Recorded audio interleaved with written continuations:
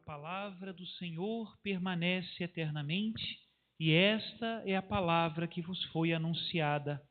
O Senhor esteja convosco.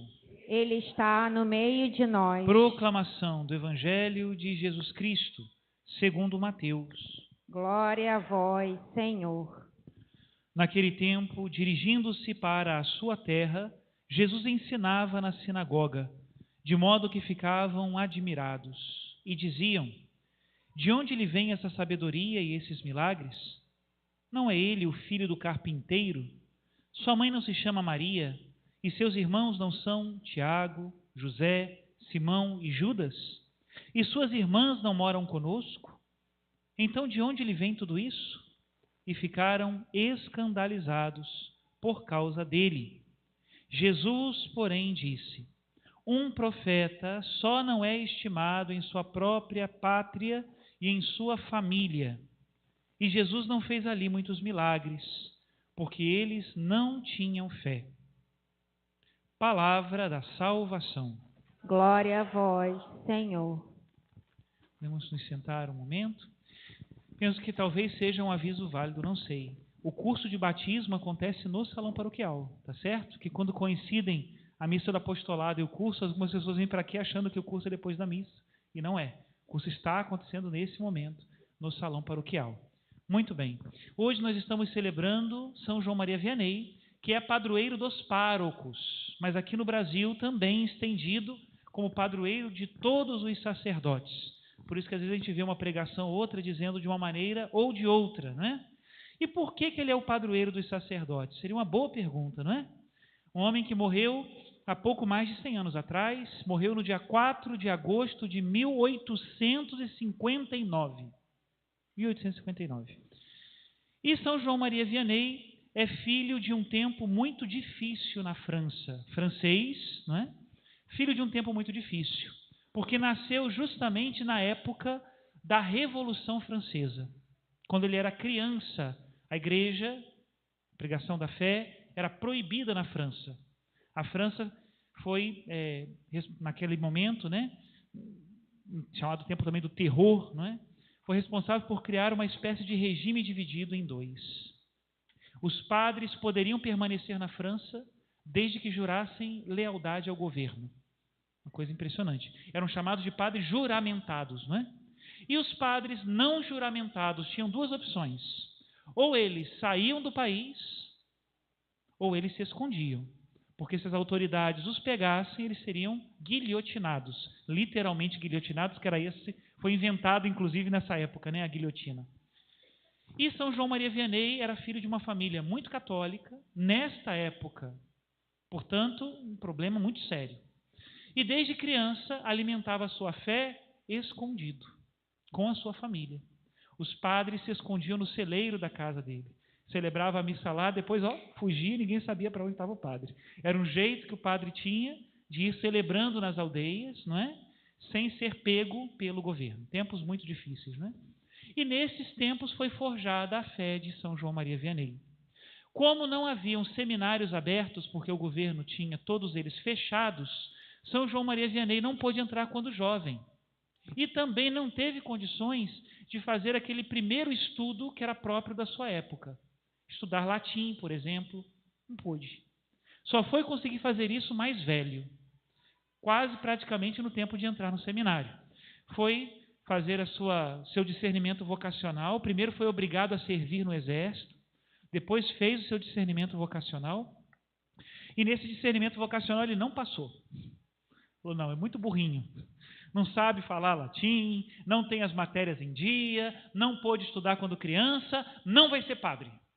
Só que, já depois, quando ele já era mais velho, esse regime dos padres juramentados tinha acabado, a igreja tinha voltado ao normal, e o padre do povoado dele falou, não, eu me ocuparei, né, da instrução desse jovem rapaz, né? E o bispo concordou. São João Maria Vianney foi morar então com o pároco, na casa paroquial. E lá teve as suas aulas particulares de francês, que era a língua pátria, né? De latim e das matérias próprias da teologia. Com um acordo de que quando ele terminasse o curso, ele iria fazer uma espécie de exame probatório, né, para ganhar o certificado e ser ordenado padre. E assim ele foi. Passou na risca. Passou na risca. E nesse momento teve uma coisa interessante. Quando fizeram com São João Maria Vianney um exame que a gente chama de audiendas, né? Que é uma espécie de sabatina que nós fazemos, o padrinho vai passar por isso, se Deus quiser. Tomara que eu esteja na sua banca examinadora. Ficarei muito feliz. Exame de audiendas é para quando a gente vai atender confissões. Então, vários padres, no meu caso foram 3 padres, colocam casos morais para você resolver, né? Se fosse uma confissão, como é que você faria, né? Mais ou menos assim. E o interessante é que nesse exame, São João Maria Vianney dava respostas tão acertadas que até os examinadores ficavam admirados com as soluções de casos de consciência que ele dava. Já era uma espécie de seta apontada para qual seria a sua grande vocação de confessor. Né? Como ele passou riscando nas outras matérias de teologia, e naquela época as paróquias eram divididas de acordo com a avaliação do exame, ele não pegou nenhuma grande paróquia. Pegou uma pequenina paróquia. Dizem que tinha mais bar do que casa naquele lugar. E ele foi para lá. Teve dificuldade de chegar. Quando chegou no cruzamento, encontrou um menininho, que é um dos fatos mais famosos da vida de São João Maria Vianney. Tem até uma estátua. Hoje, quem viu meu status no WhatsApp, eu coloquei justamente essa foto, né, da estátua. Um menininho, e São João Maria Vianney perguntou para ele, aonde fica Ars?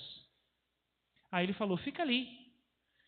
E aí São João Maria Vianney disse para ele, me mostra o caminho de Ars, que eu te mostro o caminho do céu. Apontando para cima. Né? Chegou a Ars e era de fato um lugar que, depois da Revolução Francesa, e depois de muito tempo de abandono por parte dos sacerdotes, porque ninguém queria ficar naquele povoado que não tinha nada, nem quase maneira do padre sobreviver ali, assumiu Ars com todo o seu coração. Sobretudo na oração, na penitência e na perseverança da celebração dos sacramentos. Visitava os doentes, visitava as famílias, pregava o evangelho, né? E Ars foi mudando. O que antes eram muitos bares foram fechando, as pessoas começaram a ser mais religiosas, a igreja foi crescendo, ele teve que fazer várias reformas, não tinha jeito nenhum para a obra. Eu tive a oportunidade de ir lá em Ars, impressionante como uma pessoa pode ser santa e péssimo arquiteto ao mesmo tempo. Não tinha nada com coisa nenhuma, uma porta pequena, uma parede grande, um lixo, uma Nossa Senhora maior do que o nicho que ele tinha construído, um negócio assim, fora do normal. Não tinha nenhum tino de arquitetura, nem de engenharia, nem de nada, mas ele aumentou a igreja, aumentou, fez grande para caber o seu povo, né? E é isso. Assim foi a vida de São João Maria Vianney durante muitos anos. Ele só foi padre naquele lugar. Nunca foi transferido de paróquia. Já com a idade avançada e com a fama dele tendo se espalhado muito, chegava ao ponto de 80.000 pessoas por semana irem a Ars para verem o Santo Cura de Ars.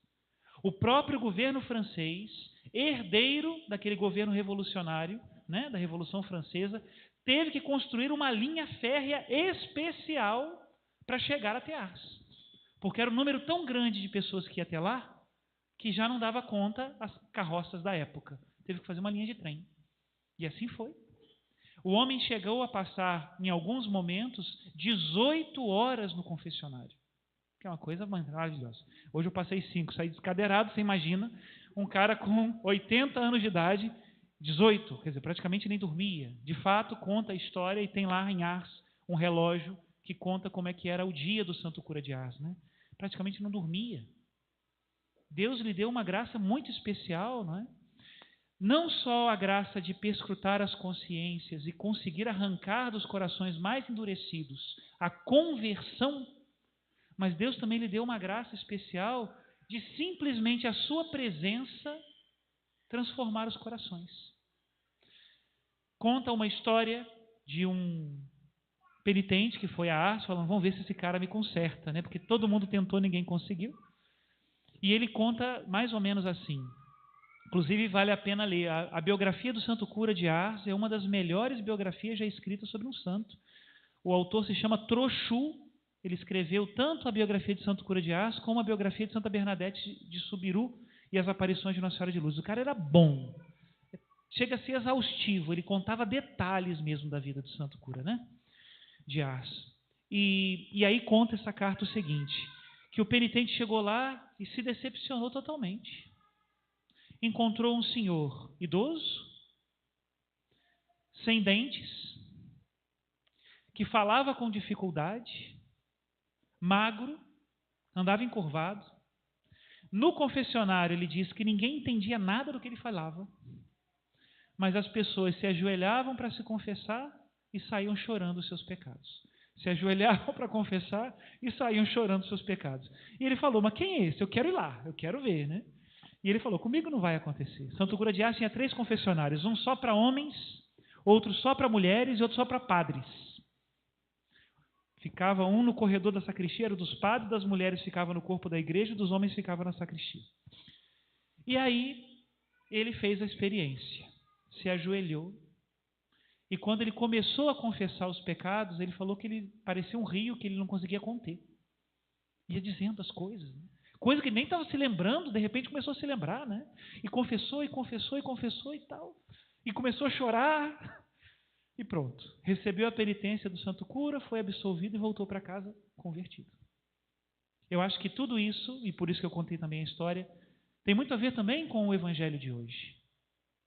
As pessoas em Nazaré olhavam para Jesus e diziam, mas não é o filho do carpinteiro? Quem diz que daqui pode sair alguma coisa de boa? Diz o evangelho que dali Jesus não fez muitos milagres porque faltava fé. Lá em Ars era diferente. Apesar de ser uma figura surpreendentemente simples, que não chamava a atenção de ninguém, era um homem que conseguia arrancar muitos milagres, porque as pessoas iam também procurá-lo com fé.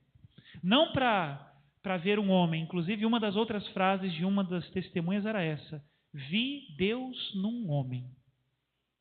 Vi Deus num homem. Um sacerdote fiel que era espelho do reflexo do coração de Jesus, de Deus. Né? Peçamos a Jesus nosso Senhor também isso para nós, que nós sejamos reflexo do coração eucarístico de Jesus. Todos nós, não só os sacerdotes, rezemos hoje pelos padres, né? Mas não só os padres, para todos nós. Louvado seja nosso Senhor Jesus Cristo.